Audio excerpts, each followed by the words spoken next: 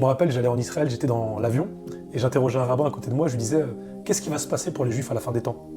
Et là il me disait oui, il y aura une grande guerre, comme pour les musulmans et les chrétiens, il y a une idée d'une grande guerre.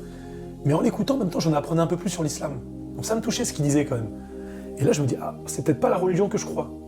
Puisqu'il parlait de versets de paix, de cohabitation, donc je trouvais ça intéressant. C'est la première fois que j'entendais parler d'islam comme ça. Et je m'y intéresse davantage, je lis un autre livre, et là je me dis, ah ouais, c'est très très différent de ce que je crois. Je vois les préceptes, les principes. Et petit à petit, de livre en livre, de vidéo en vidéo, ça me touche de plus en plus. Et je vois qu'en lisant, je change.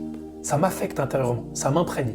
Je me rappelle d'un reportage, Les 7 merveilles de l'islam, où je suis devant mon écran, je regarde et je pleure. Et je me dis, Dieu existe. J'ai eu comme une révélation à ce moment-là. Je me dis, Dieu existe. Ça m'a vraiment touché, ces gens qui allaient à la mosquée le matin, dans tous ces pays, écouter ce qu'ils disaient sur la spiritualité. C'était très très beau.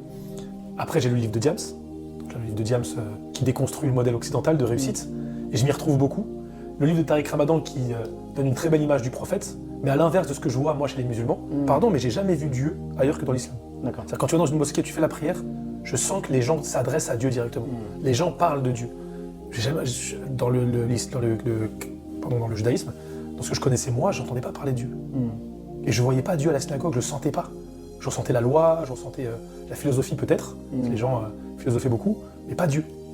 Alors ce que j'ai aimé dans l'islam, c'est que c'est un livre qui réunit Jésus, Moïse et Mohamed. Parce qu'il y a 2 livres que j'ai achetés qui m'ont marqué aussi, c'était Jésus dans le Coran et Moïse dans le Coran. Donc je savais que pour les musulmans, ils étaient considérés comme prophètes, mais là de le lire, ça m'a fait un petit choc quand même. Je me suis dit, ah ouais, tous ces 3 prophètes pour lesquels l'humanité s'est tant battue sont dans le même livre.